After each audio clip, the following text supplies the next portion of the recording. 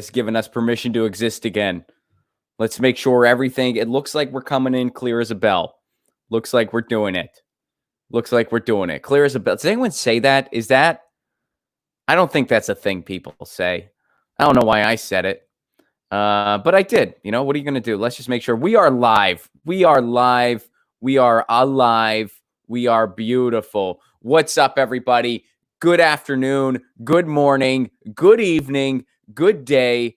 Good future. If you're in Australia, how's the future? I'm glad we make it another day. I hope you are doing well. I hope you had a wonderful weekend. I hope you are staying safe. I hope you are being careful. And I hope all of your dreams have come true. Really, all of them. Like if you're like, hey, I had a dream. Well, not anymore because I realize it. I crushed it in quarantine.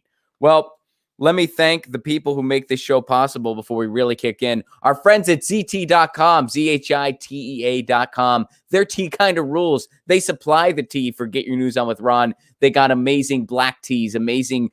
They got smoky teas. They got oolongs. They got green teas. They got breakfast green teas. That's a thing. I never knew that.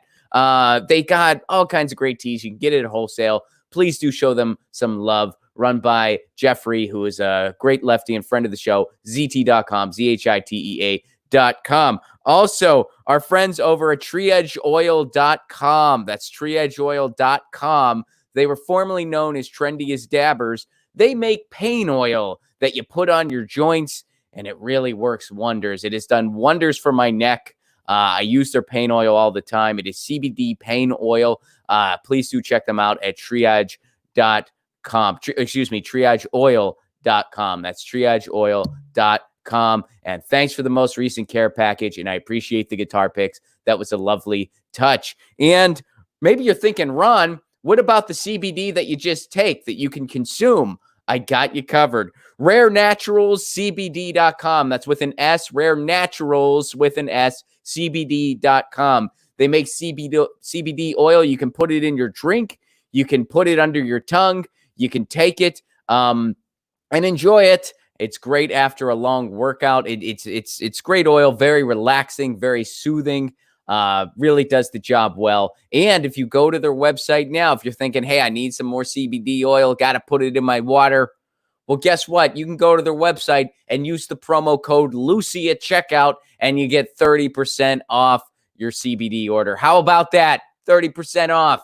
Go to rarenaturalscbd.com. Use the promo code Lucy at checkout for 30% off. And last but certainly not least, the Civi app, CIVVY app.com. It's an app that compartmentalizes civic issues for you. You answer a bunch of questions about how you feel about the world, and it tells you what issues pertain to you. It kind of it populates news stories for you. It's trying to be a hub for independent media. So you go to the media section and you'll see news stories compiled by topic and by point of view from different content creators, including yours truly. You'll see some Get Your News On with Ron on that app. And it also tells you which candidates you are most compatible with. Guys, turns out I'm not very compatible with anyone. My compatibility with every single politician is very low. If it was a dating app, I'd be screwed. But it's not. It's a civic engagement app. So please do check it out. Civi app, CIVVY app.com. Without further ado, getting his news on with me today is a friend of the show. You guys know him. You love him. He's a lot of fun to have on. And he's a comedian. Please welcome back to the show, without further ado, Mr. Krish Mohan. What's up, Krish? Hello. Good Thanks to see for you having again. me back. Dude, you know it. Anytime. We're here to get our news on together. You're making me want to go to the Civi app and figure out if I'm compatible with any of the politicians. You know what? It's really interesting, and you can totally mess around with it. Like, you can switch your affiliation. You can answer the questions differently just to see what happens. Like, I've done all kinds of goofy stuff on it just, to experiment around with it. And yeah, it's interesting. But my compatibility with everyone, very low. I didn't plan it that way. That's just what it says. It's just like, yeah, you're not compatible. Like, no one. I guess you should you better. Unfortunately, General Strike is not on the compatibility list. Yeah. Because I'm sure we'd be like 100% compatible. We'd be a match made in heaven.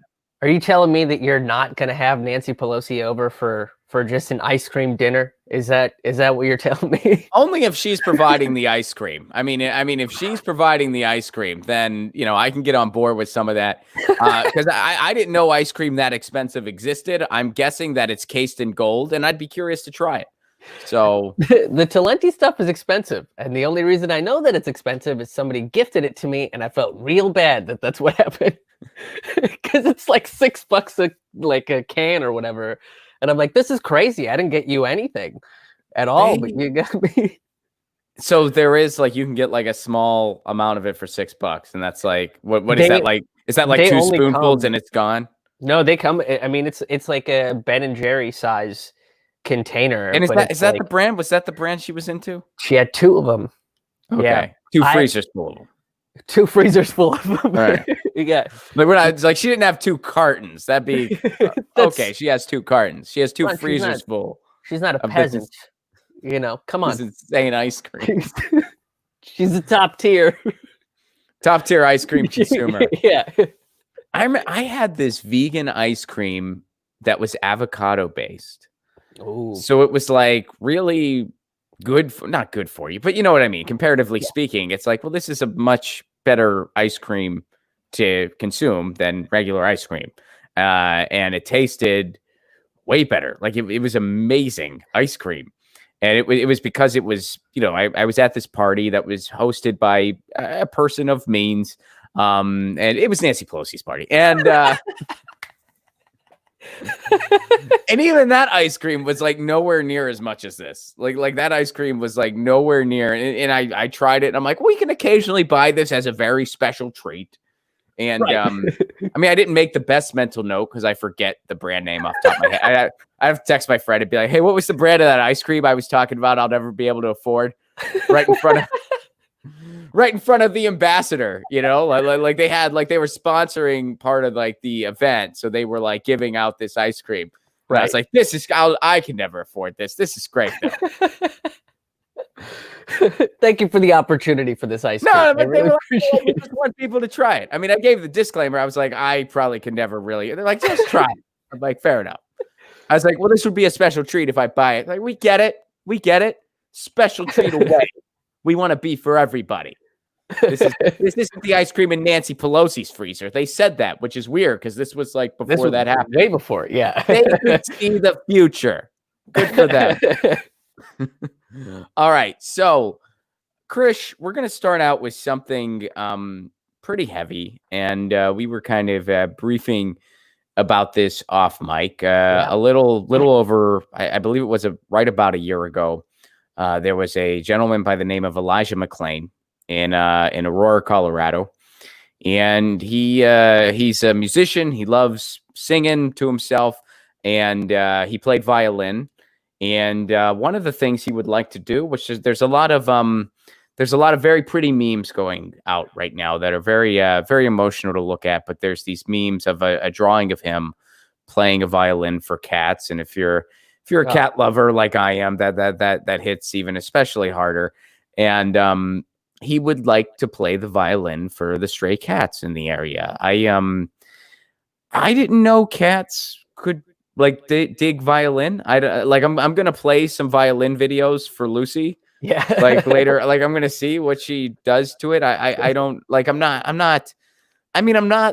I appreciate classical music and violin based pieces.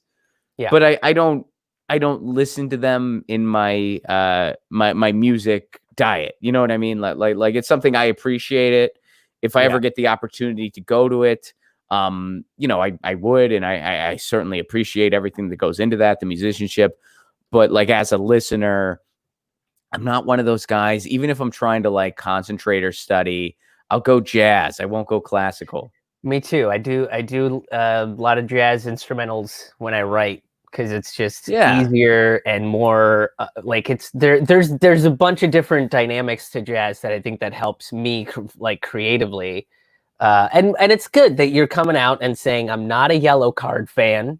I don't like the band Yellow Card very much. Oh, they have a violin. They have a violin. That's the first time I heard a violin in a rock band. In rock and roll. Yeah. I forgot that they did that. Yeah. They're a decent band. But well, Ryan's been on this show before. Their guitarist. Oh, really? Oh, that's awesome. No, he's a great guy, man. He's a big lefty. Yeah, he's a great dude. Yeah, but that's the thing is like it is a really cool instrument, and when you see the violin pop up in different things, you're like, oh shit, I forgot that this was kind of a pretty cool instrument. It is a very cool instrument. So this past weekend, there was a gathering in Aurora, Colorado, which, by the way, we're working on getting someone who was right in the thick of it, who can give a firsthand account of what exactly went down. Because now the police is saying, well, we didn't do this. We didn't do, the police is denying. But basically what they did, well, let's go to the video. This is a disturbing video to watch. Be forewarned. This is disturbing. All this was a violin visual for this man who was killed by police. And by the way, here's what happened. So he was coming home. The police stopped him and they scared him. So he was getting scared. Like he was scared. So they put him in a chokehold. This is a 23-year-old guy armed with a violin, completely harmless, was saying stuff like, I mean, he said, I think at one point he said, I love you. Like, I love everyone. Well, they're killing this guy. And so they put him in this chokehold. And then, they were worried that he was, well, they weren't worried about anything except for themselves, but they were feeling like he was being erratic. And they didn't know what, it's so weird. Doctors and nurses, they deal with freaked out, erratic people all the time. They've never killed anybody. Yeah, they never overdosed anybody with morphine. Yeah. So they gave this guy a sedative. They ordered this sedative for the guy, and they ordered an amount meant for someone at least twice his size. So it killed him. When he got to the hospital, they were like, this guy's brain dead. So they killed this 23-year-old kid who did absolutely nothing. He did nothing. And which is even, I mean, the other argument is, why are cops ordering sedatives for people? Like, that's not part of, I would not trust a cop to know how much sedatives to give to anybody. I wouldn't trust a cop to watch my cat. Right. Yeah. I wouldn't trust a cop. I mean, it's like, oh, she was meowing, so I killed her. Right. I just was supposed to feed her in that scenario. I had no idea. Yeah, I would. It's wild to sit there to make a justification that these cops were responsible for giving somebody a sedative. That's nowhere near the jurisdictions that cops should have. Well, this goes back into this job should not exist. Yeah. It makes zero sense. Like, it's an insane job. Like it's just completely insane. There's so many better ways we could conduct law and order in a society. And by the way, every time you say abolish the police, defund the police, a lot of people, they don't know exactly what that means. They don't know, like they think you just mean like we should have no law and order whatsoever. So I actually wrote a thing like, this is what I would do. I wrote a bill out. I don't know if you bothered reading it. It's long. But I have it queued up on when I saw you did, I was like, oh, this is awesome. This is great. I mean, read it. Let me know what you think. But I'm like, okay, so whenever someone asks this on Twitter or whatever, I will just link to, I'll just be like, this is what I would do. I'm not saying it's right or wrong. I'm just saying, well, I think it's right, but I'm not saying it's a perfect plan, but this is what I would do. This is how I would conduct law and order in a society. And all these people who are saying, well, that's just extensive reform. So really you're calling for, like, no, it's not, because you're gutting the way something's done. You're saying we're not doing it this way. That's abolishing something. Yeah. Just because you abolish something doesn't mean you can't put something different in its place, but you're putting something different in its place. If I'm making dinner for you and I'm like, here you go, Krish, here's some radishes from the skillet, which, by the way, tasty way to make radishes. And I'm like, here's some radishes on the skillet. And, in this hypothetical, you're allergic to radishes. And you're like, Ron, I'm allergic to radishes. And I'm like, oh man, I didn't know that. We've been friends for like 10 years. That's pretty sad. I didn't know that. And also, why didn't I ask you if you had any food allergies before I invited you to my house for dinner? I'm a shitty host, but I'm going to make up for this, Krish. If I decided to reform the radishes, I would just like put a bunch of sour cream on them, throw some chives in there, And then maybe throw some chocolate in there just to be like, he'll really, and then like cut them up into smaller bite-sized pieces and be like, here you go, Krish. I think this will work out. And then like later you'll have hives or something. You'll be like, these are still radishes, you idiot. I'll be like, oh, I reformed them. Now, if I abolish it, what I do is I take the radishes and I compost them, or I just eat them myself. But as far as you're concerned, the radishes are abolished. And then I take an entire new skillet because I don't want any radish residue to mess your life up later. Yeah. And I make you asparagus or and I don't know why there's no protein in my dinner party, but there's not.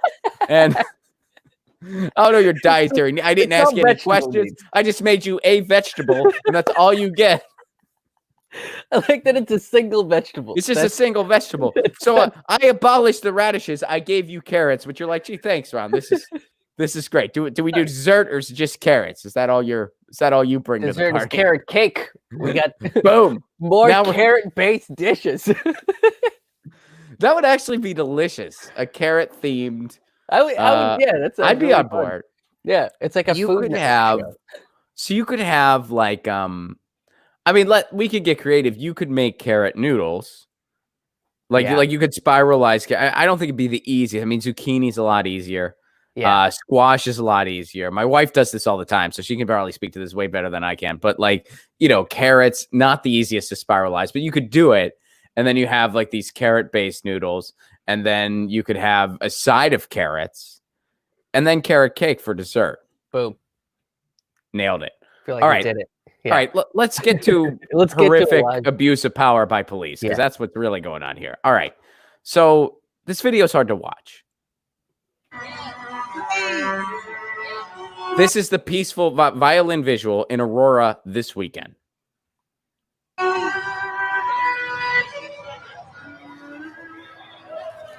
Look, so they're coming in. No.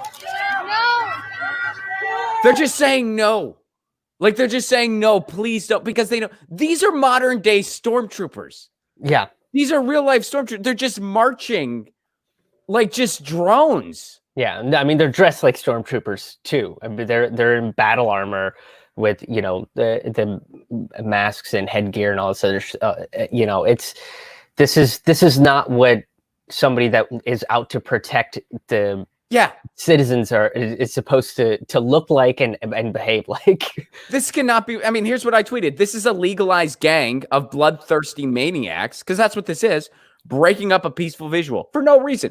This cannot be reformed, nor is it worth reforming. Even if it could be reformed, it can't.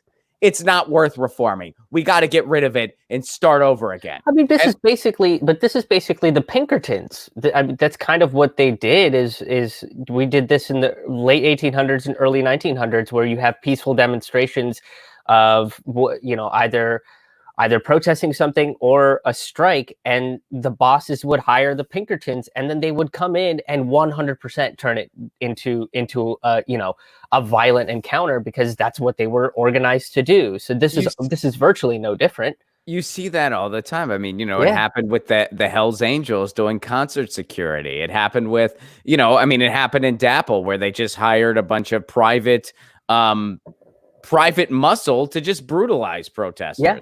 And now, but you don't even need that anymore. You just got the cops. That's all you need. Yeah, they have the cops now. Yeah, they've become their own. They become the government run fucking Pinkertons. So let's watch more of this. No!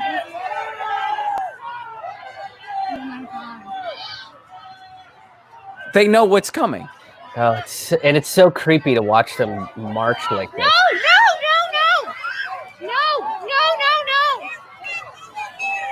You've got to be kidding me. No!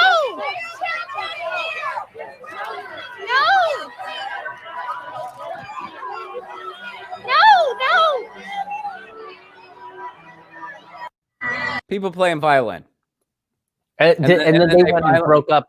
And then they just the people. And then they just started brutalizing people. Yeah, and by the way, they're denying this right now. The Aurora Police Department is denying a lot of what happened, despite a lot of camera evidence to the contrary. And friend of the show, who was just on the show last week, Riley Ann, she was there for part of it. She plays violin.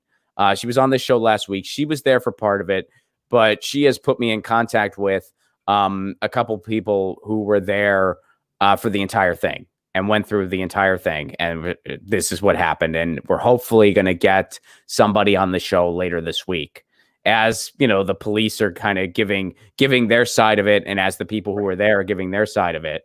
But, you know, according to, you know, people who were there, rubber bullets, tear gas. So we're going to hear what happened. We're going to hear what happened. Yeah, it's one of those things where when you see something like that, it's immediately a question of, you know, if they claim like this is disturbing the peace, right? Like people playing the violin is disturbing the peace, then why is that a law? Why is that a rule? That playing violin is disturbing the peace, right? So it should come into question of like why some of these laws exist the way that they do. And it's a peaceful visual. They're having a peaceful visual. They have the right to assemble. They have the right to a peaceful visual. I mean, but just the word's not coming to me. Like just the unflinching militant obedience is scary. I mean, this is Orwellian level. Like, I mean, they're just, I mean, look at this here. We'll watch it without the sound. Like, look at this. They're just marching. And they're here to, and people are saying, please don't. And they just keep moving forward like a fungus, like a disease, just there to brutalize people for literally no reason. They're not hurting anybody. They're not doing anything wrong. There's a guy in a tie-dyed shirt with a camera. What's he gonna? Who is he a threat to besides nobody? The only being on this planet that guy would be a mild threat to would be members of the Grateful Dead, and only because he would talk their ear off for an hour and a half. That is the only thing close to harm that guy could ever commit. Like the only thing, members of the Grateful Dead will have to come up with an excuse on why they need to get away from this guy. That's it. Hey, man, that's the only harm. We're out of pot. We got to get out of here. We got to get some more pot. Problem over. Pot. Yeah, it's in a different state. We got to go to I get it. We're in Colorado and there's pot everywhere, but we're gonna go to we're gonna go to Wyoming too. We still got to get on the bus. Have you ever had that? Have you ever had that good Wyoming weed? It's a real special strain that's only available in Cheyenne. So. You know what's crazy? I bet they do have some good pot in Wyoming, but only because Wyoming has the big mystique of Jackson Hole, which is, I mean, you know about this, right? Like Jackson Hole. So for anyone not in the know, which admittedly, I didn't know this until I went to a wedding in Jackson Hole. Like I didn't know any of this, but Jackson Hole is the most expensive, like pretty much the most expensive town per capita, like in the country. Oh, is it? It's one of them. And it's that way because the Walton family lives there. Dick Cheney lives there. Harrison Ford lives there. It's beautiful. It's scenic. It's amazing. It's beautiful land.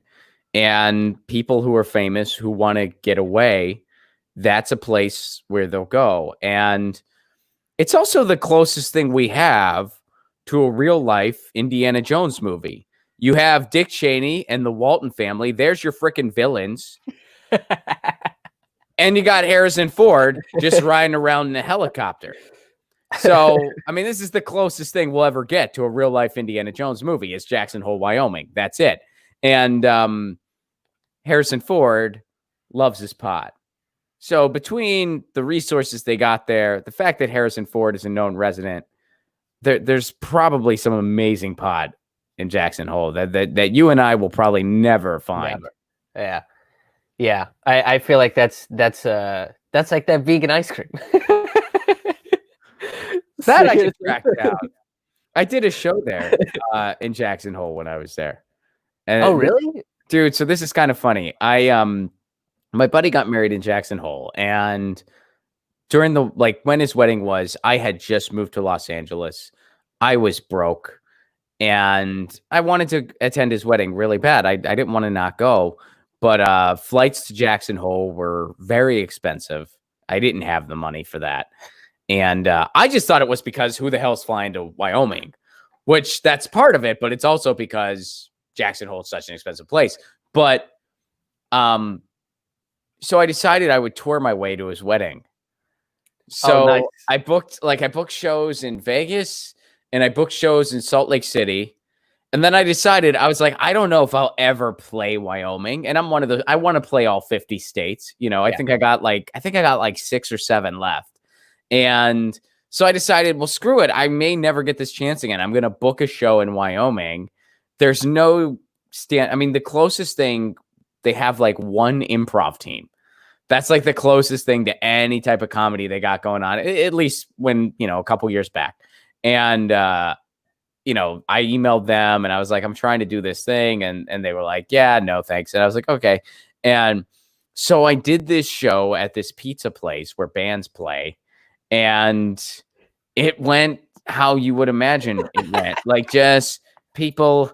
And I just got up there and I was like, okay, I'm here to knock something off my bucket list. If you want to listen, great. If you don't, great. If your kids are here and you're worried, I'm not going to cuss. I'm going to talk about stuff that they don't understand, but I won't use foul language. So don't worry about it.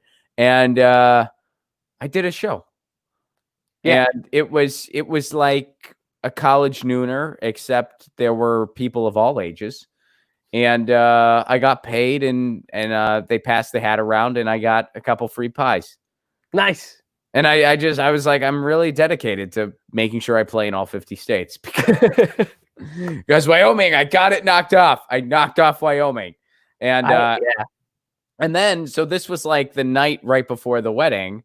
So they had like a little impromptu gathering at like this bar nearby after my show was over. So I show up to the party with like a bunch of pizzas. And I'm like, congratulations, pal. And I'd like just spent a week in the car. And I was like, don't worry, I got dress clothes at the place where I'm couch surfing. It was a fun time. And the wedding was a blast. It was a blast. Those are always the best. Those are always the best stories. I made a speech at the wedding because they did this thing. It was a little different. They didn't have like a bridal party per se, or they did, but there was like no hierarchy, which I actually did that at my wedding too. I didn't have like a best man. Everyone was just a groomsman. But they did this thing where they opened the floor up instead of having planned speeches from anybody. They just opened the floor up and they like recruited people. And I was one of the people. They were like, Ron, you got to say something. I'm like, all right. And I got more laughs during the speech than I did at that show the night before. So really it washed that set out of my system. Really. I was like, I got an attentive audience. I'm gonna make the most of my 2 minutes. I feel like the wedding was more of the Wyoming gig than right. The pizza shop was. Well, you know what? I'll be honest, Krish. I counted both of them. They both that's counted. Fair. That's fair. You got the hell gig, and then you got the good, the gig you wanted to do. So there you go. Let's move on to some other stuff happening in the news. So we're watching this unfold, and hopefully we're going to get a first-hand account real soon of somebody who was there for the entire thing and can say exactly what went on. But essentially, Aurora police, after they killed a kid for no reason whatsoever, just brutalized a peaceful, violent Vigil for no reason whatsoever. And guess what? This can't be reformed. We need to demilitarize the police, defund the police, abolish the police, and reinvent what it means to have law enforcement in our lives. And yes, it can be done. I know that sounds like a very extensive, radical idea, and it is. But you know what's even more difficult? Continuing this is even more difficult. Continuing this legacy of destruction. So the only thing I kind of want to add to that is if they would have proposed some of the reform stuff that they're talking about today, back in maybe like 1976, it would have been totally acceptable. You know, when you had Nixon that was militarizing the police because he was president paranoia, right? Like 1976, I would have been like, yeah, let's reform the police. That sounds awesome. But none of that happened. And now, you know, we're 40, 50 years down the road and nothing's really changing. Everything's escalating. It's like, yeah, this system needs to be gutted and overhauled completely. Yeah. And it can be done. The only reason that people are getting in the way of it is because, oh, it's too different and too scary. And it's like, yeah, well, we had a chance for incrementalism, and now it's just like, nope. Exactly. We had our chance. The ship has sailed. Now it's too little, too late. Yeah. Now we got to do something bigger. Yeah. Boom. So check this out, man. This is there was a protest outside of Jeff Bezos' mansion in DC. Oh, man. And this happened. Well, here's the problem. It was pretty small. And I don't know if it's just because they only covered it as it was dispersing, or if it's so here. This local media outlet published a YouTube video of it, and it looks like people are packing up, and there's really nothing to hear on this thing. So we'll just kind of watch it on mute. But here, this person did tweet about it. So here's people outside of Jeff Bezos' mansion.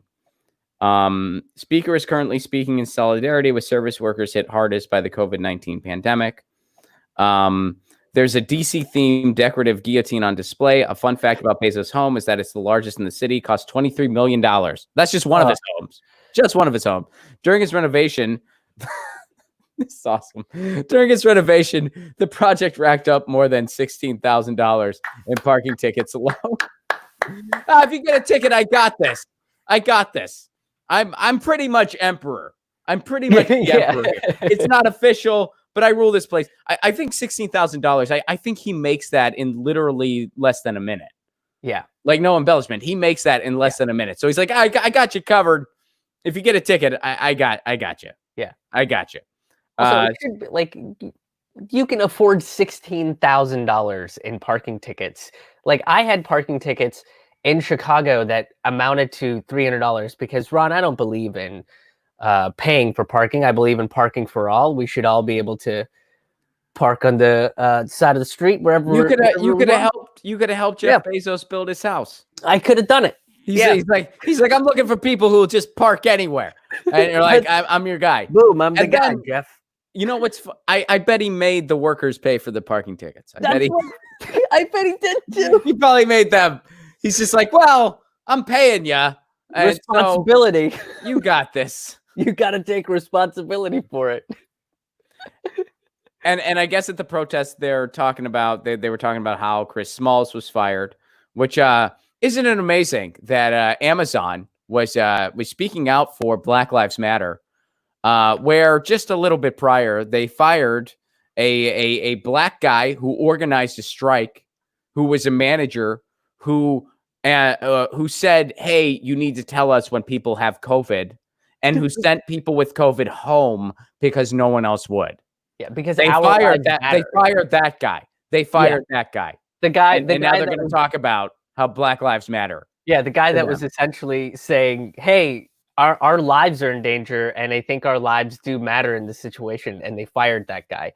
I mean, that's the thing is, like, I had I was on a good buddy, Jay Jackson. He's got a podcast called The Sacred Now, and we were talking about the role of religion in the revolution, and I brought up the Jeff Bezos thing because, you know, if you're a company that's going to come out and say Black Lives Matter, and you're going to put it up on this website, and then you're going to fucking put up a screenshot of an email from a customer that claims all lives matter, and she's never going to shop at Amazon again, and Jeff Bezos has taken a stand, or whatever that stupid Instagram PR stunt he did was, right? It's like you can't. The only thing you're doing is trying to revise your own company's history of when you fired a black guy for saying, "Hey, I think like you should give a shit about your employees' lives." And you didn't. and you've brutalized so many groups of people. I mean, you've brutalized the entire working class. I mean, Amazon is what they do is nothing short of criminal.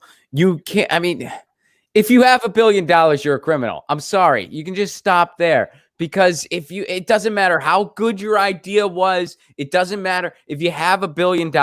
You did not get it. Honestly, it's not possible. Because if you actually fairly compensate the people who helped you generate that wealth, you can still be a very rich person. If you have a great idea that takes hold, you can still be a very wealthy person, but you're not going to be a billionaire. You're just not. You're not going to have that much. You can still have a lot. You can still have enough that your kids are going to be fine. Their kids are going to be fine. You're never going to want. You're going to have more money than you could possibly spend in multiple lifetimes. But you're not going to be a billionaire.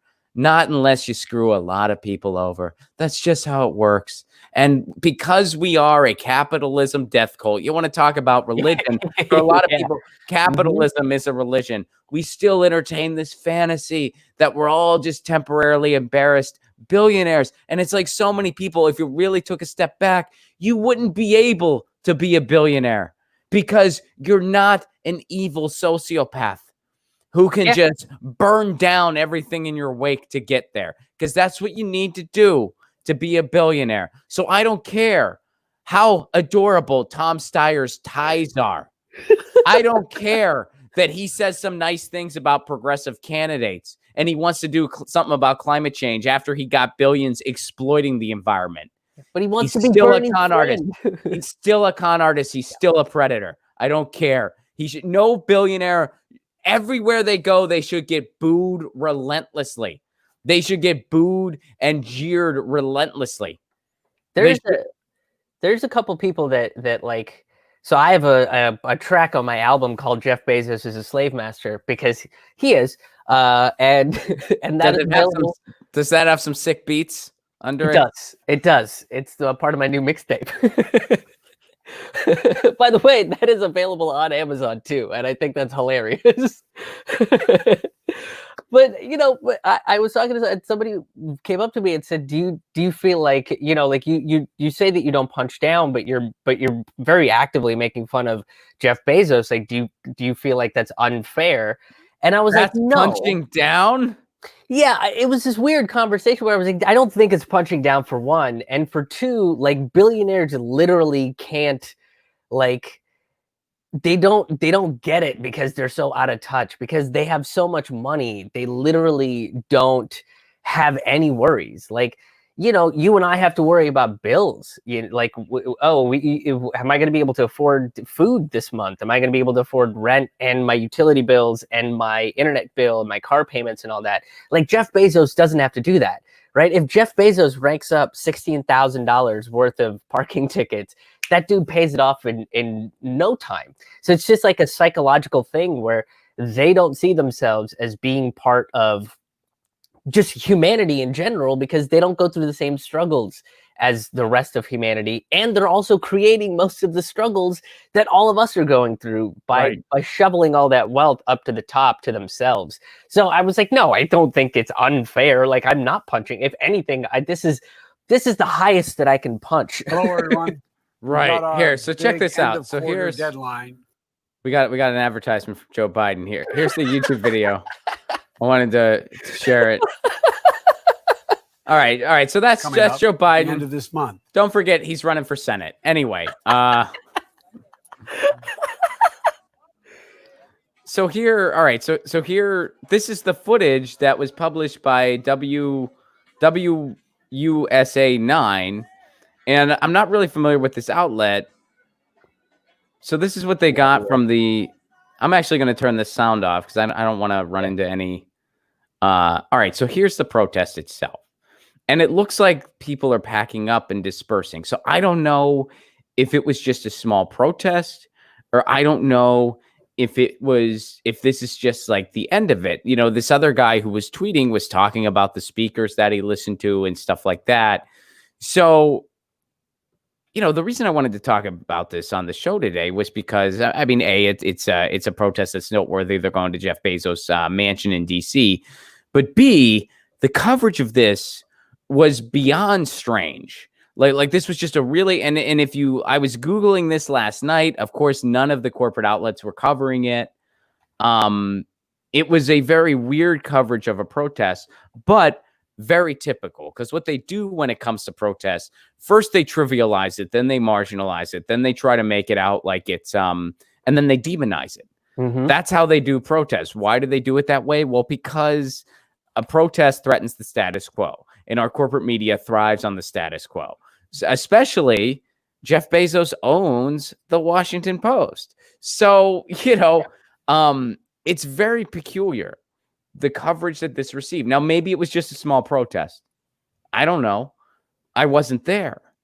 But maybe when you see the working class making these connections, connecting it to what's going on economically and connecting that to racial justice, because keep in mind, that's when they really got scared of MLK. They got scared of MLK when he started speaking out against capitalism. That's why they put a bullet in Fred Hampton when he was just 21 years old, because they saw that guy talking to people, making the connections between racial hatred and economic injustice and saying, look, black people, white people, we got to come together because it's us versus the ruling class. That's what's really going on here. And they want us divided. Fred Hampton was saying that stuff, and he was pulling in audience of men, women, young people, old people, black people, white people, all kinds of different people who are going, this guy has something to say, and we do need to unite. And they did not like that. Well,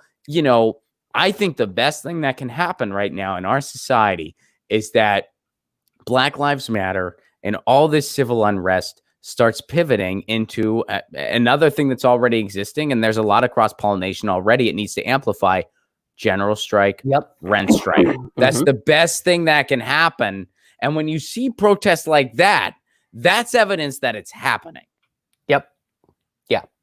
That's always been the way that it's happened. And with Fred Hampton, like, the FBI had an insider, and then they told the Chicago Police Department that he had weapons and guns and all this other stuff in his apartment, which is, why the Chicago police went in there, and then the FBI informant let them in to the apartment itself. But he was like, he was uniting gangs, like Latin gangs and white gangs, and everybody in the Black Panther Party itself, and they were like radical socialists, right? Like they were called the radical socialists, which is like all they really.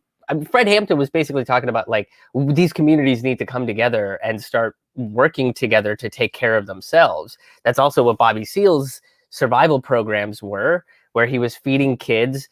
Bobby Seale implemented Medicare for all. He was the reason why there's school lunches, why sickle cell anemia got taken seriously, and that's when the FBI went after them. And once that movement gets that large, and that's the thing that we can kind of learn from this history is when these movements start to head in that direction, when we connect racial inequities with worker related inequities, labor inequities. We should keep an eye out for a resurgence of something like COINTELPRO, because there's a good chance that it'll happen. And cops are already infiltrating these protests as it is. Oh yeah. Right? So it's just like, that's the next step. And now that we kind of have this information and things like COINTELPRO and what happened with the Black Panther Party, what happened even like, not a lot of people know this. And I just talked about this on a show I did, but in 1919, after the Seattle general strike, the bosses of these corporations got together, and they basically created like an anti-union union, which was all for like a rich people union is basically what it is. But they hired spies, right? They hired people that were kind of down on their luck, and they needed a little extra money to go join the IWW. And then anytime that the IWW was going to organize, they would tell the cops, and the cops would come bust it up. Well, there's a website out there, and I'm still like, I haven't quite done a deep dive on it yet. I mean, we've covered it on the show, and we're just saying, look, I don't know who all is involved yet. You kind of got to vet your sources, so don't, don't just buy something hook, line, and sinker immediately. Do your vetting, like we all do. But they're basically their common moniker is Blue Leaks. So they're basically WikiLeaks, but they're dumping information on police forces. And some of their information dumped so far has indicated infiltration efforts of Black Lives Matter. Like this. So there's documented efforts as of recent of them trying to infiltrate Black Lives Matter. So yeah, I mean, it's certainly something that can, and they've already done. I mean, they've already, they infiltrated DAPL. That was well documented. They infiltrated Occupy. That was well documented. The police force is buddy with the KKK. That's well documented. I mean, so it's certainly happening again. And the other thing that you said about anti-union, I had to ask, have you ever seen The Cradle Will Rock? I don't think so. Oh, watch it. Watch it tonight. Okay. Go find it. So it goes back to the 30s. It's The only reason it's on my mind is because like my friend posted on Facebook, "What's your favorite musical?" And I said The Cradle Will Rock, and then so it made me kind of revisit The Cradle Will Rock. But it was written in the 30s, and it was part of, you know how there were all those like anti-capitalist theater projects in New York back then. It was part of that. Oh, no shit. Okay, cool. Yeah, so it was part of that. And it was about like this union guy who got demonized and thrown in jail. And then there's all these, there's basically, you know, and it's kind of like a little bit of a satire on corruption because, you know, these anti-union efforts, these infiltrators were mistaken for actual pro-union people. So they get put in jail because they think they're actual union people. And then, of course, it gets sorted out and they're the main antagonist. So I don't want to spoil it, but yeah, check it out. You should watch It's been remade, so you can see, like, I think there's been remakes of it, maybe even as recent as the 90s. Like that might be the most recent, but you can totally find it. Like you can totally find The Cradle Will Rock, watch it. Anyway. Commercial for The Cradle Will Rock over. But new sponsor for the show. Yeah, this is sponsored by a play written in the 30s. This is a niche thing. It's not for everybody. And if you like anti-capitalist plays from the 30s, I got you covered. I may just go on and spiel about that at any given moment. And my cat might like violin. We're gonna find out later. Get your news on with Ron. So check this out. Here's some. This is breaking, Krish. And this comes from the AP, which, you know, they're rock stars. The Supreme Court strikes down Louisiana abortion clinic law. This just happened today. A divided Supreme Court today struck down a Louisiana law regulating abortion clinics, reasserting a commitment to abortion rights over fierce opposition from dissenting conservative judges in the first big abortion case of the Trump area. I said area. The Trump area. That's the Trump area. Now. Well, the Trump area is that place in D.C. where they just brutalized a bunch of protesters so he could have a photo op. That's the Trump area. Yeah. Where he that area where they brutalized protesters so he could take a picture. And then who was it that was like, he's so brave? It was Scott Walker. I think Scott Walker. That look how brave he is. Bootlicker. Yeah, big time. Yeah. But so this is a little bit of good news. Yeah, that's good news. You know, good news for abortion rights. How demented is your brain that you wake up today and you look at the world around you where we are in a pandemic where the federal government has completely abandoned its people. People are struggling. We have food lines a la the Great Depression, while simultaneously we're en route to getting our first trillionaire, indicating once and for all that the United States is completely a failed state. It's not even fair to call it a country at this point. We're just a corporation with state lines. And we are, by all intents and purposes, a capitalism death cult where they're willing to let people die instead of just giving them an emergency UBI, which how difficult would it be to give us an emergency UBI if you factor in all the money that Wall Street takes in, which is in the quadrillions. Giving people an emergency UBI that would get them through this year would be like the equivalent if all of our financial resources were a coastline, just a given coastline, far as your eye can see, sand everywhere, the waves, the ocean. Giving people, it would be like taking your finger and just getting a little smidgen of sand and trying to make it so you only get one grain, like just wiping it down. You get sand on your finger, maybe it's a little, and you just wipe it down a little bit, and you have a little sand left just underneath your fingernail, and you take that off the coastline with you. That's what it would be the equivalent of. Literally, that would be the equivalent of giving everyone an emergency UBI. That's how easy it would be like that, and our government won't do it. Yeah, they won't do it because they'd rather you suffer. They'd rather Wall Street's happy and you suffer. This is a failed state. How demented is your brain that you wake up in the morning and you look at all this and you think, you know what we got to do?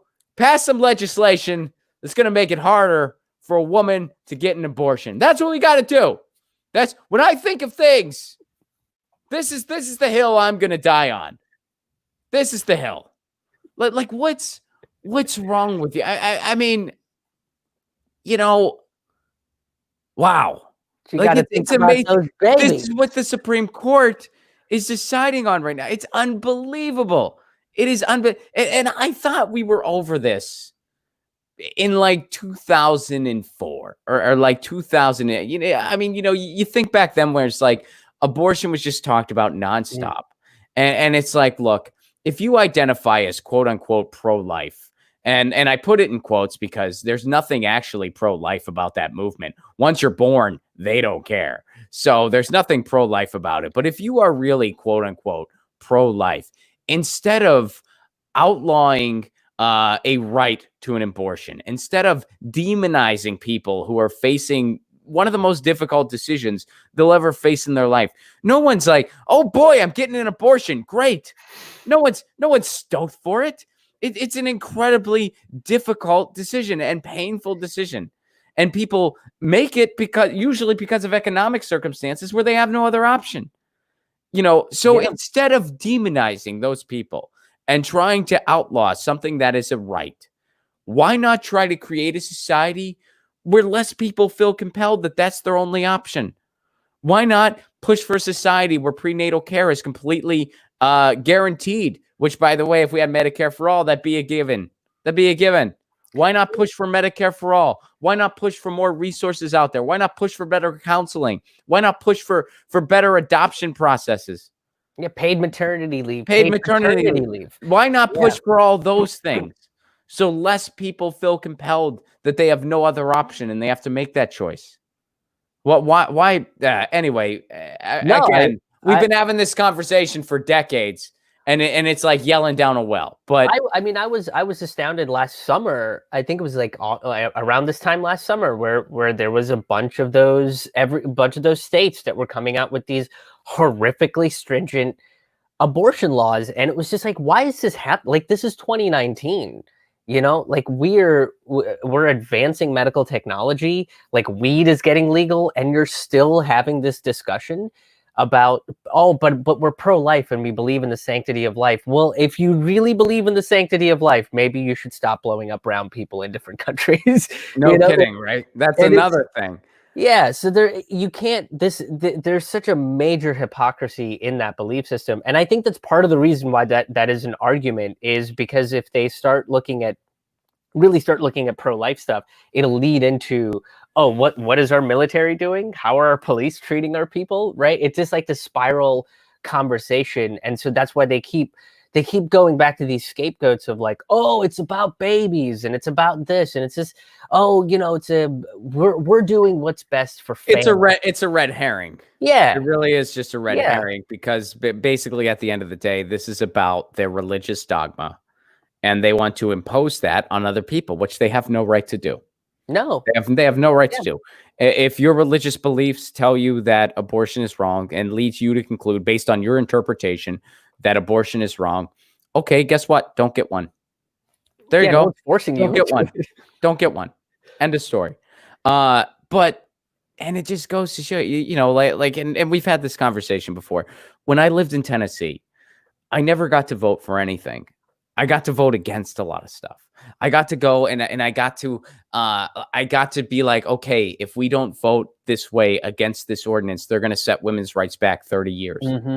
And that's all I mean, it's just these moneyed interest and these fringe right-wing interest and these, and they use the pulpit and they use the church and they try to, persuade people to go along with this.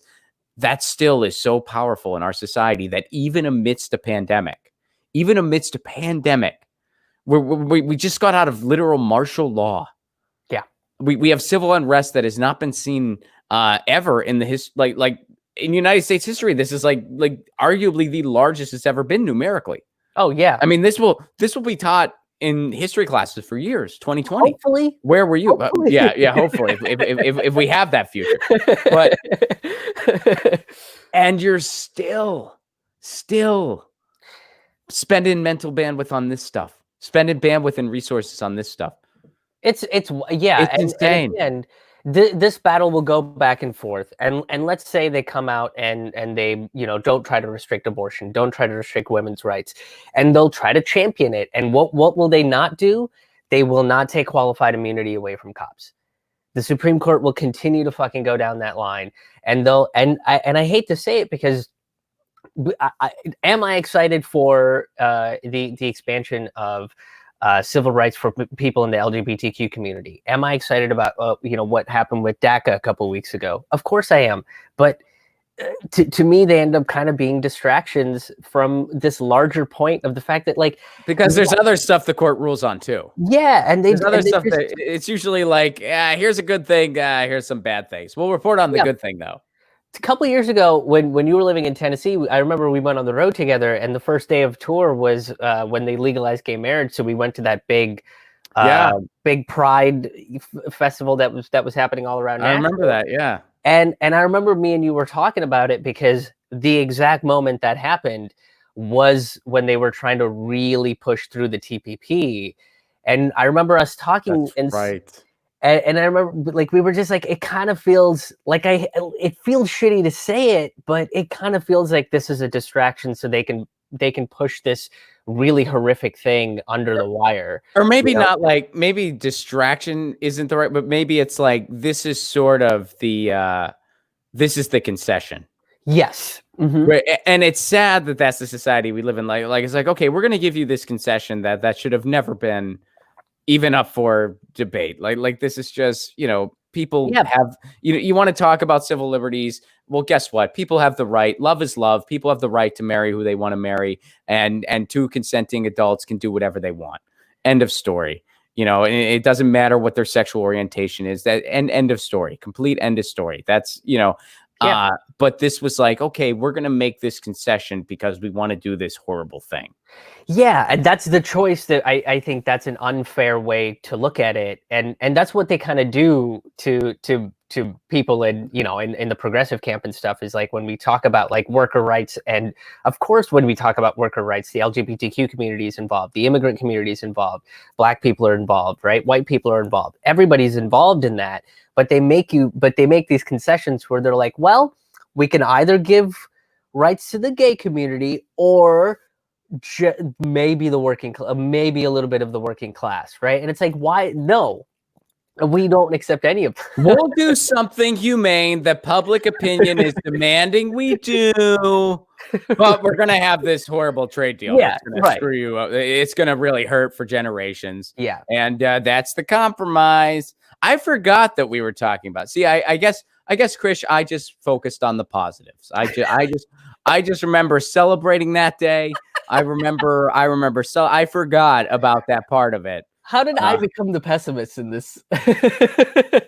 I mean, it doesn't happen often. So it's like, this day. Put this day in the. So to conclude, I got two quick things, and these are kind of fun ones. One's a Music Monday one, and then one's just kind of like a, I don't want to say goofy, that's not the right way to put it, but kind of just a fascinating thing that just broke like literally a little bit ago. Iran issues warrant for arrest warrant for Trump. I saw that this morning. And Did you see this? All right. Yeah, this makes sense. So they asked Interpol for help. So the U.S. killed General. All right, so we know this. Yep. Iran has issued an arrest warrant and asked Interpol for help in detaining U.S. President Donald Trump and dozens of others it believes carried out the drone strike that killed a top Iranian general in Baghdad. Okay, small critique of the article. They don't need to believe anything. That's what frickin' happened. No belief is necessary here, Al Jazeera. That's what frickin' happened. The U.S. carried out a drone strike. They killed Soleimani. On a peace mission. Dude, was on a peace mission. And you can find footage of Trump bragging about it. Okay, so no belief is necessary here. No belief. I mean, unless you really want to get down the philosophical rabbit hole, like, well, is humanity even being realized? Other than that, no belief necessary. None. All right, so if we go down the simulation theory, then you can write it like that. But no, this dude was assassinated. That for sure. So Interpol, which is based in Lyon, France, said in a statement that its constitution forbade it to undertake any intervention or activities of a political, military, religious, or racial character. Therefore, if or when such requests were to be sent, they cannot consider it. And the U.S.'s Iran envoy Brian Hook described the move as a propaganda stunt. Look, just let us illegally assassinate people in peace. Stop it with these stunts. What's wrong with you? We're the You're making us USA. look bad. We assassinate people when we feel like it without any repercussion. And if you're implying that we can't do that, what a propaganda stunt. This is why the world loves us so much. Right here. This is why. You're being a jerk right now, okay? Not the assassinators, okay? The people call it out. What if we just collectively turned him in? Like what if everybody, what if we just took a poll and we were like, we thought about this and here you go. Dude, can we do a citizen's arrest on war crimes? Just do a citizen arrest, but we got to give them Pence too, because otherwise, we do. Well, otherwise he's in charge, and it's just like, guys, have we tried praying at the virus? Have we tried praying at the virus? What if the virus never eats food with women? I think they're the problem. I think I got this. That's the issue. I got this. What if we? All right, hear me out. What if we just start shocking gay people? It doesn't kill them. We shock them, and then the virus is like, oh, the gay people have gotten electrocuted, and so that's not. I'm gonna go away now. Maybe the virus come off homophobic. It doesn't want to look homophobic. So the virus will just leave. Yeah. So that's what we'd have to. But I have a wouldn't that be concession. something if we just gave both of them? We're just like, here you go. I just gave the entire GOP. Yeah, I have a small concession, right? What we do, either we give them Trump and Pence, or Dick Cheney, Donald Rumsfeld, George Bush, Henry Kissinger, and then we give them all of those people.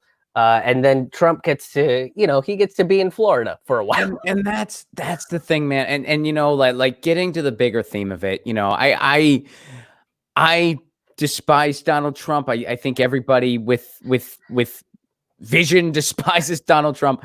But what I still refuse to do, even amidst all of this, is let him still my critical thinking skills. Yeah. Oh no. Yeah. I Trump derangement syndrome. And when you see people, when I see people who I know who are rational people who, I agree with 97% of the time, when they say stuff like, well, gee, I'd rather have George Bush in charge right now. It's like, okay, this is where you're letting Trump's incompetence cloud your judgment, because Bush was, first of all, just as incompetent on his own. What Bush did was he surrounded himself by pure despicable evil, which is the exact same thing Trump's doing. That's also what Trump's doing, right? But if Bush was in charge right now, but it was a different type of evil. And if Bush was in charge right now, or at least slightly different, because you had a Karl Rove and you had a Dick Cheney. Yeah.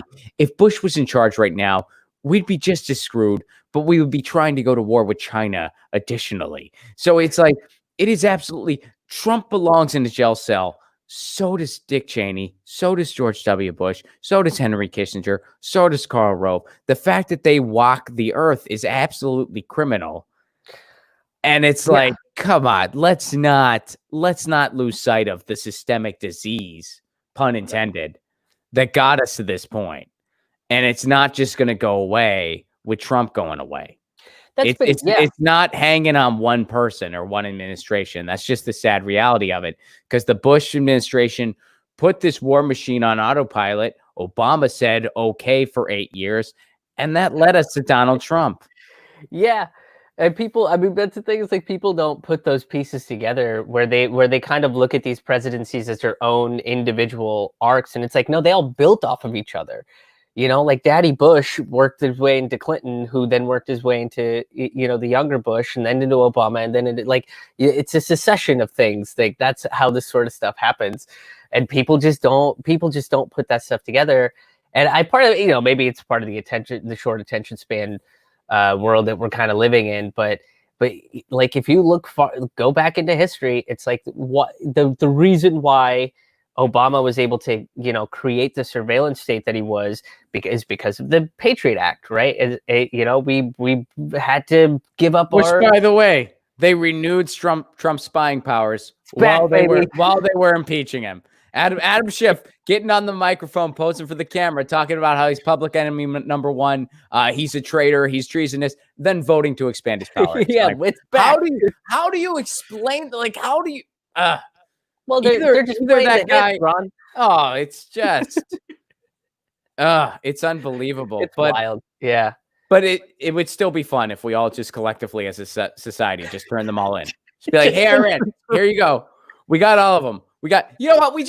You know how it's like, you know how like you have that really over generous person in your life who, you know, like you're just like, hey, you know, I really love those cookies you brought to the party. Wait, no, let's stay in theme. I fucking loved your carrot cake. Yes. Your carrot cake was awesome. Yeah, call back to earlier.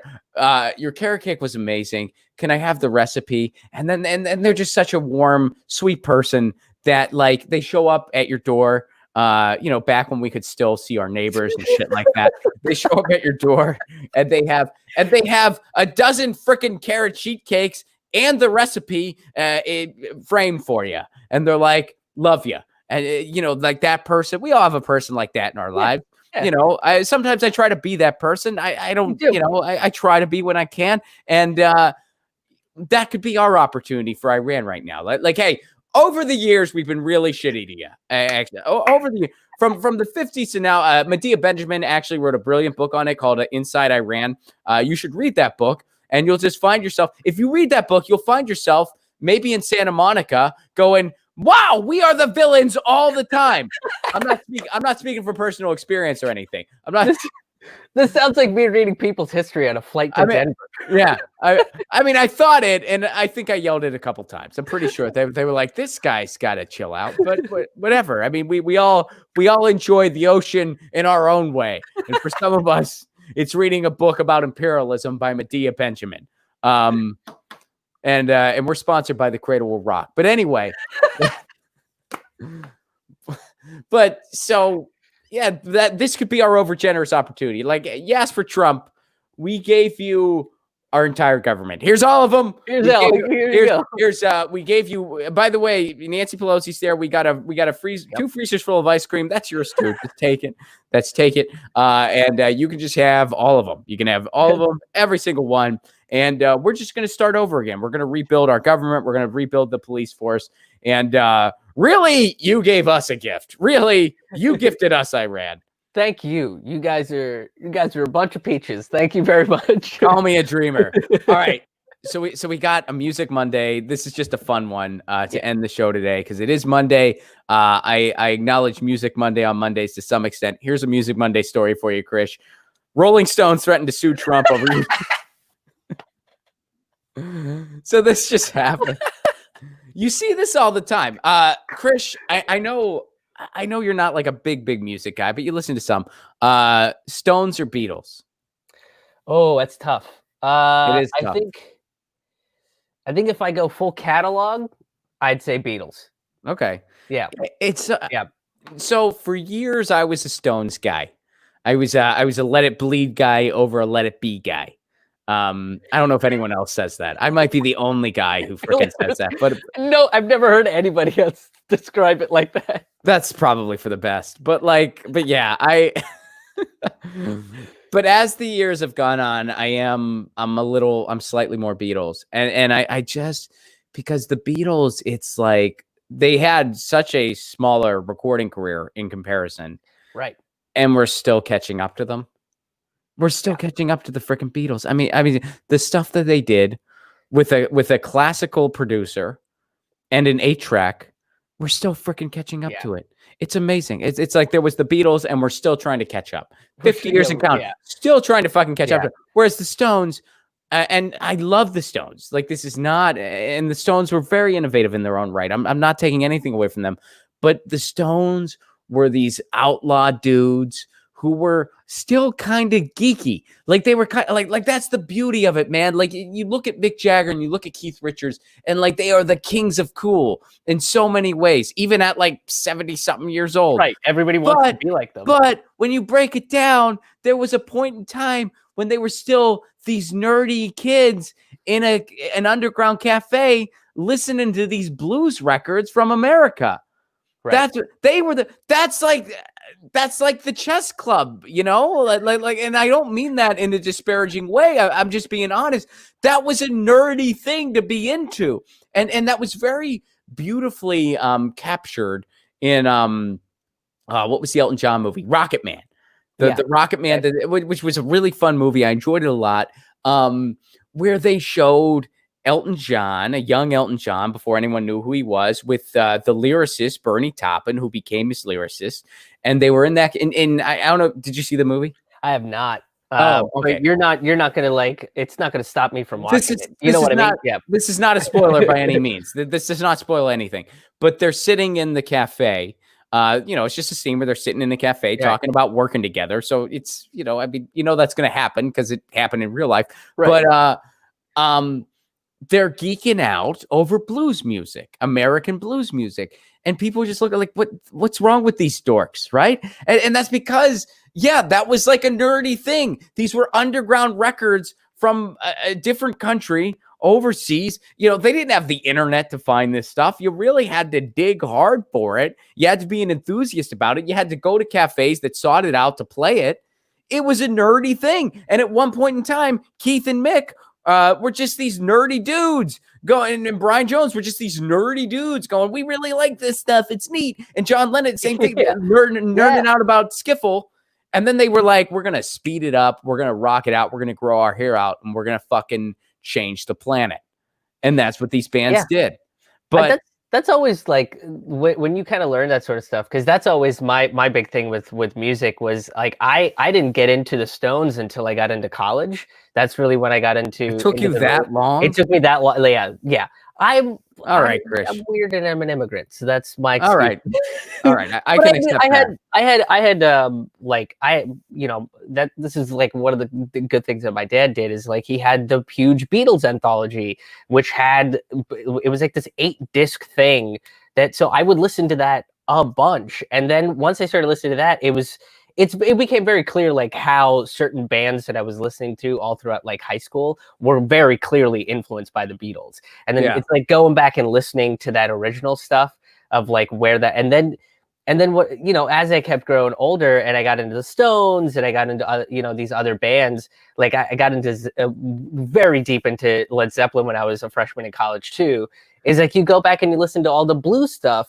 Yeah. You're like, oh, that's where this comes from. Yeah. And it's like, but that's what they were doing too. Yeah. Well, Led Zeppelin especially. It's just like, I mean, when you look at, when you look at like those earlier Zeppelin recordings and you really listen to the guitar, and then like you go back, you listen to like Robert Johnson or someone like that, or Howlin' Wolf or someone like that. Yeah. And you listen to those guitar riffs that they had in their songs. It's basically like Led Zeppelin was sitting there with distortion and with pot, and they freaking slowed it down and drew it out and made these beautiful sounds. And that's what it's all based on. It's all based on the blues guitar. It can all be traced back to the blues guitar. But Trump doesn't get it. That's the thing. Rolling Stones threatened to sue Trump over use of their songs. Now, so the Rolling Stones are threatening President Trump for legal action. They're saying that they didn't want him to use their song. Here's what's interesting. Here's the song you use. You can't always get what you want. Oh, no. But if you try sometime, you get what you need. So guess what? I have a little bit of a personal story to that song. So I got married in March, and that was the song for the mother-son dance. Oh. Because when I was a kid, my mom would sing that to me when I wanted something that I wasn't, like if I'm like, I want some ice cream. And she's like, you just had ice cream and I'm not Nancy Pelosi, whatever it may be.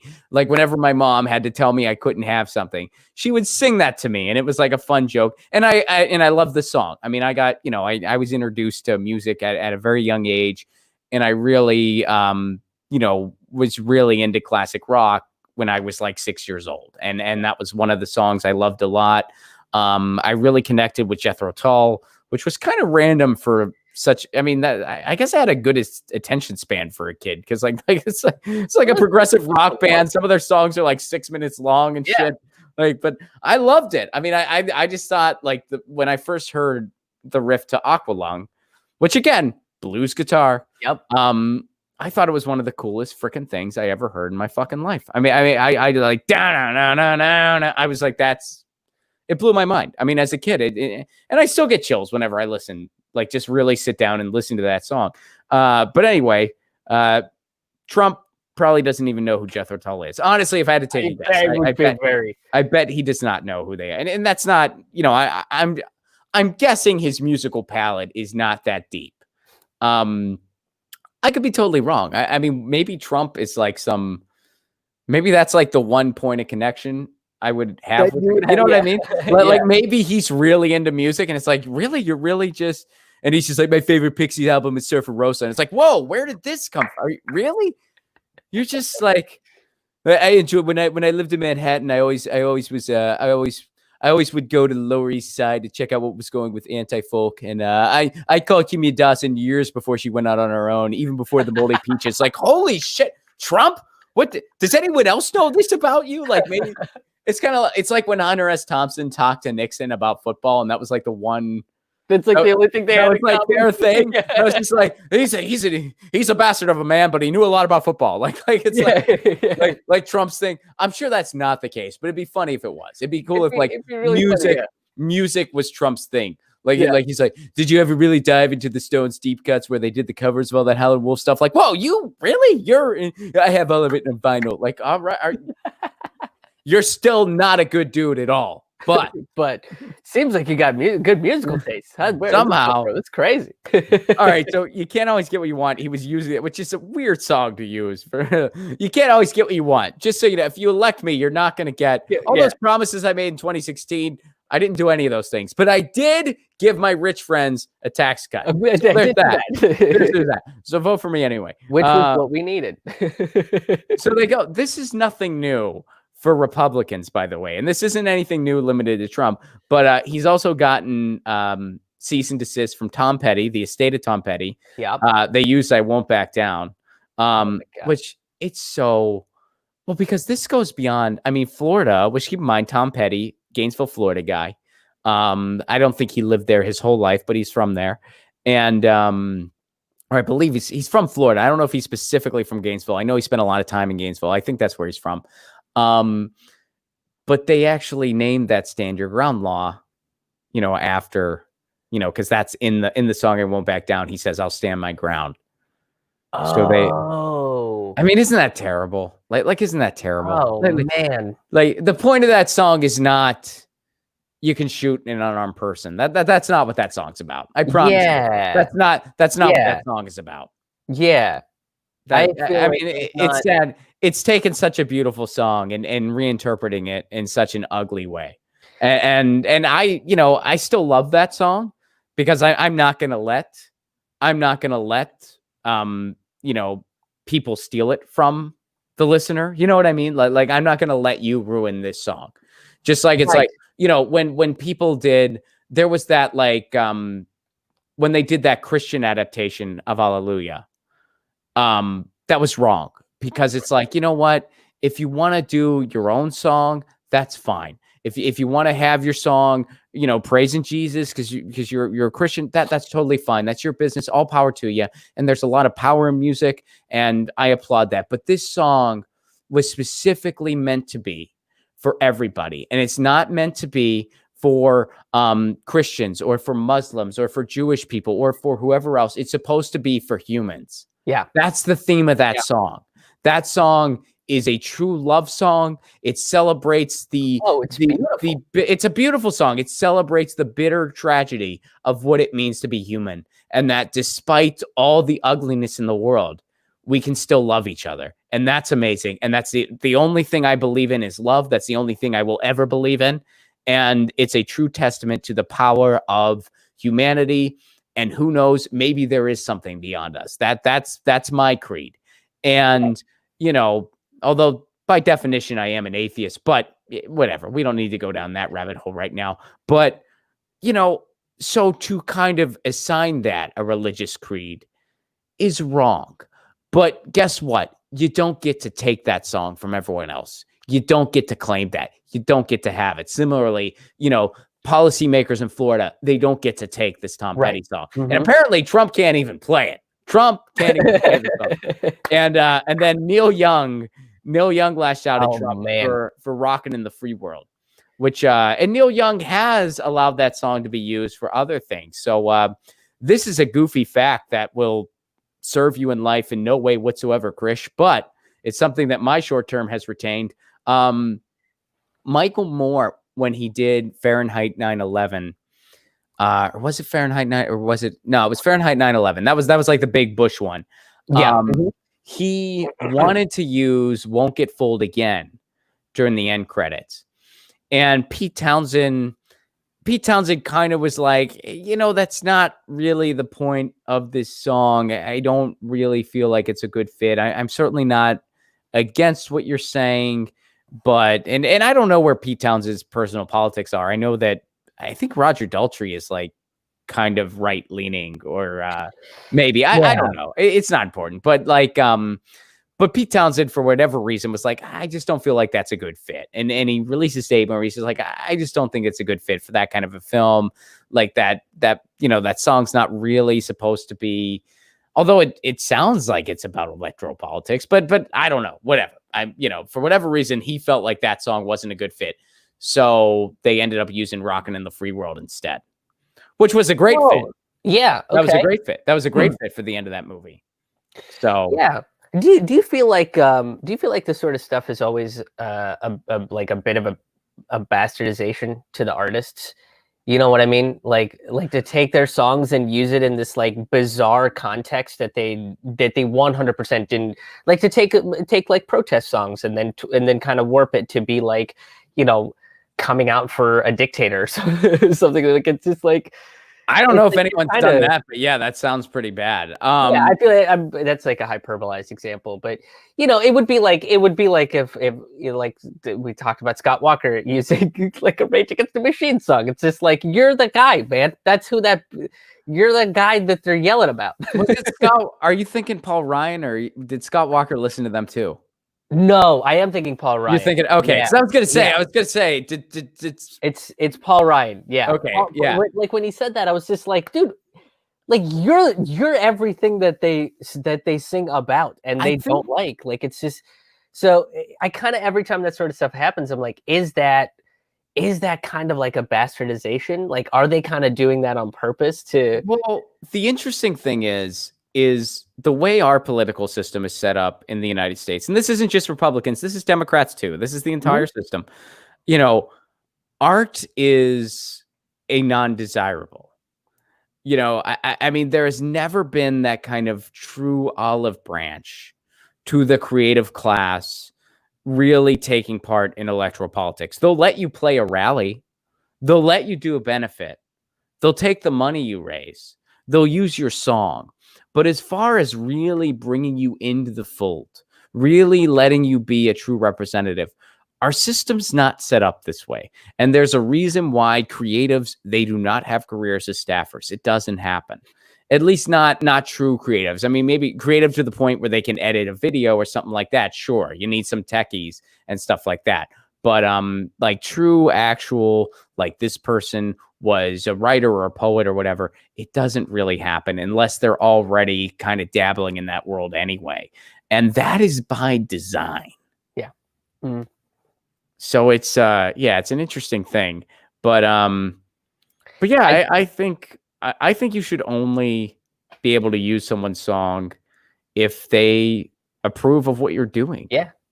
Because it's like, yeah, you are like, that is their brand, that is their song. And if you want something like political power, I mean, those songs like really do shape your message in so many ways. I mean, it matters what's playing when you're walking up to that stage. And, it's saying something if, it's saying something if Kid Rock is playing versus Killer Mike. Right. That's saying something. That's saying something big time. Or Hank Jr. is playing versus, I mean, that's saying something. Well, they're the same. I think Toby Keith is a little, yeah, well, they're both. I don't think Toby Keith is as nuts as Hank Jr. No. I mean, I'm not a fan of either. No, I'm not either. I think Toby Keith is a little more like, if you had to have a conversation with one of them, Toby Keith would at least. I'd be able to hang with Toby for a bit. You'd be able one beer. You'd be able to find some commonalities. You'd be able, and I feel like Toby Keith, he's that kind of guy, like how Anthony Bourdain is. I'm not comparing Toby Keith to Anthony Bourdain. I'm saying what Anthony Bourdain used to say, where he's like, I was able to push him a little bit, and I got him as much as I could. Like when Anthony Bourdain, whenever he would talk to people that were completely different from him politically, he'd be like, I was able to, Toby Keith's that kind of guy where like, I was able to, I got him on a few where he's like, okay, all right. Mm-hmm. Whereas I think that Hank Jr. would just be like, Rah! And you'd be like, all right, I got to go. Can I hang out with your dad or your kid? Talk about skipping a generation. Your dad was awesome. Your kid makes some pretty good music. You're fucking nuts. Really skip. And even his kid's like, I think my dad should just not talk about politics. I think it's better if my dad just keeps it to himself. Like Hank III has said that. Where he's like, just my dad should really stay out of this. Hank Jr.'s like, let me tell you, I got some thoughts. I mean, that's hard. It's your dad. You don't want. It's like, I love my dad, but geez. Geez, I wish he would. Oh boy. So there you go. Rolling Stones might sue Trump. Here's what needs to happen, Krish. The Rolling Stones, they sued Trump. Trump's like, I don't want to be sued by the Rolling Stones. Again, I'm a big music guy. I have all the deep cuts on vinyl. I'm a big fan. And the Rolling Stones are like, all right, well, either we sue you or you and the entire federal government of the United States has to go to Iran as prisoners. And turn yourselves in. You have to all turn yourselves in, and then we'll drop the suit. Keith, Mick, you guys can be the heroes of the world. You can save the freaking world right now. Yeah. It's all in your hands. No pressure. Really what they would be telling Donald Trump is sometimes you can't always get what you want. Boom. You just can't. Boom. Perfect. J.H. Scott 6, thank you for the super chat contribution. Keep up the good work. Thank you very much, J.H. I appreciate that very much. Enjoyed your appearance with Graham and the two of you doing the Scooby-Doo impressions. Thank you. I was a little bit insecure that my, we were just improvising, and I was a little bit worried that my Scooby-Doo impression was terrible. So thank you for that. I appreciate that very much. Thank you, J.H. Scott. I'm glad you enjoyed that segment. Allison, what's up? How are you? It's been a bit. It has been a bit. I hope you are well. I hope you are safe. Love the quarantine hair. Thank you. I got to get it cut soon, but thank you. And keep up the good work, you say. Thank you so much for that, Allison. It is good to see you again. And J.H. Scott, thank you as well. J.H. Scott, Allison, thank you for the super chat contributions. Thank you for helping getting your news on with Ron be possible. Krish, where can people go to learn more about you? You can go to my website, krishmohan.com. That's KRISHMOHAN. And I've got a new album, and I'm doing a bunch of these virtual live stand-up comedy shows. And each week I write new material about one particular topic or one or two particular topics each week. So the next one is July 10th. Okay. So you're taking a little bit of a break, but you will be back July 10th. Yes, I am definitely taking this week to go a little slow. All right. Yeah. Well, cool, man. Well, thanks for stopping in. Thanks for having me. Check Krish out at krishmohan.com. Follow his shows, follow his stuff, check out his Zoom appearances. And in the meantime, this has been Get Your News On with Ron. We'll be back tomorrow, same time, same channel. And in the meantime, you know the drill. Lucy says meow. I say peace.